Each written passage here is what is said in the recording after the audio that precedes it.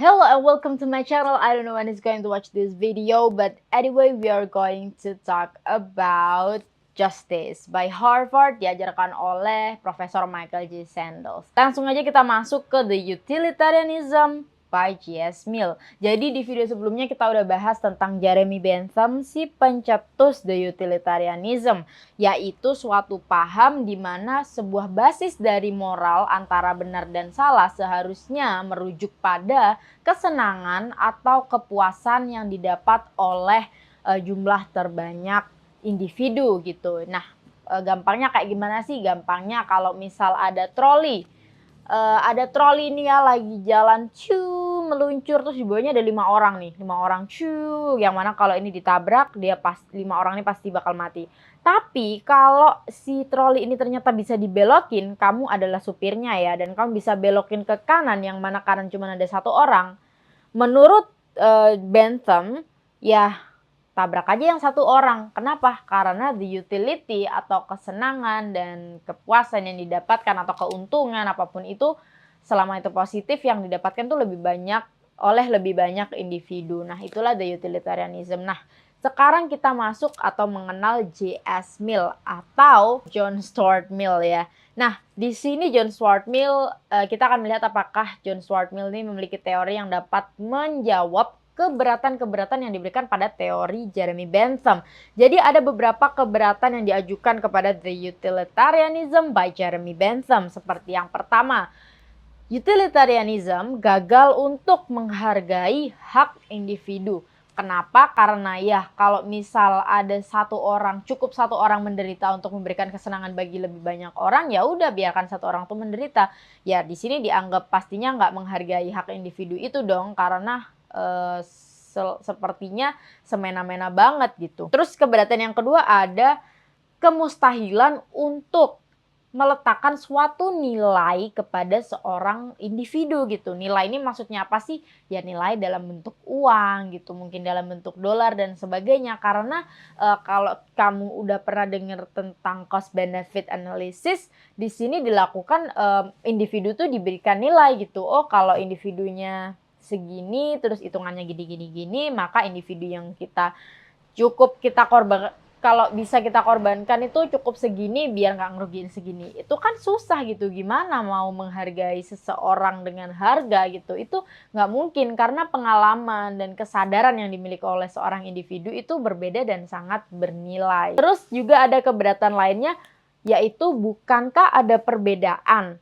antara kesenangan tingkat tinggi dan kesenangan yang tingkat rendah, higher pleasure or lower pleasure. Nah, di sini ada langsung Profesor Michael J. Sandels ngasih contoh ya, ada 3 cuplikan video yang diputer. Yang pertama ada karya Shakespeare, di mana karyanya tuh indah tetapi sulit dipahami untuk orang awam. Yang kedua ada Fear Factor, di mana ini modelnya kayak apa ya, kalau sekarang reality show lah ya, tentang manusia-manusia yang menghadapi ketakutannya gitu, peserta-peserta yang menghadapi ketakutannya. Terus yang ketiga ada The Simpsons. Kalau kalian belum tahu, itu ada kartun gitu dari Amerika yang mana isinya seperti lelucon-lelucon ringan gitu. Ketika Profesor Michael menanyakan ke mahasiswanya, kebanyakan itu ditanyakan, oke, dari 3 video tadi kalian lebih suka yang mana? Mereka jawab semuanya The Simpsons. Mereka paling suka karena lucu aja dan ringan buat dicerna. Terus Profesor Michael nanya lagi gitu, kalau kamu harus ditempatkan di suatu tempat terpencil dan kamu harus hidup dengan salah satu video di atas, kamu milih yang mana?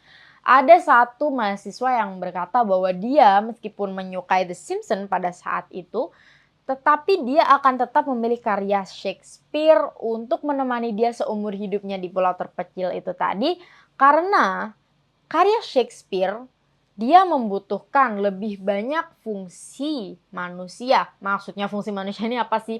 Maksudnya itu untuk memahami karya Shakespeare kita bukan hanya memerlukan indera secara langsung. Oh, kita lihat lucu, ketawa. Enggak, karya Shakespeare tuh membutuhkan olah pikir, memori, imajinasi, intuisi, dan human faculties lainnya gitu. Jadi di sini terbuktikan bahwa oh ternyata ada ya kesenangan tingkat tinggi dan kesenangan tingkat rendah gitu. Kemudian ada juga perkataan-perkataan Mill seperti lebih baik menjadi manusia yang tidak puas daripada menjadi babi yang puas. Lebih baik menjadi Sokrates yang tidak puas daripada menjadi orang bodoh yang puas. Terus ada juga lanjutannya cuman aku nggak tahu artinya.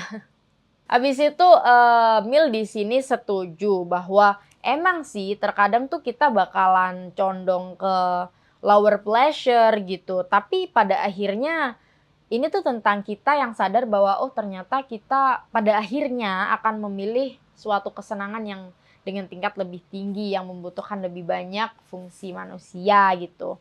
Habis itu ngomongin individual right atau hak individu, di sini Mill malah menekankan bahwa, loh justice atau keadilan itu adalah bagian paling penting untuk menyatukan dan menentukan suatu moral gitu. Jadi dia bilang kalau kita menegakkan keadilan dan juga menghargai hak individu, maka untuk jangka panjangnya kehidupan bermasyarakat itu akan menjadi lebih baik. Nah, abis itu, sebetulnya masih ada beberapa plot hole nih, bolong-bolong yang perlu dijawab dengan teori yang lebih kuat, yang mana aku kasih spoiler namanya The Libertarianism. Tapi kita akan bahas di video selanjutnya. Terima kasih untuk yang sudah menonton. Dadah!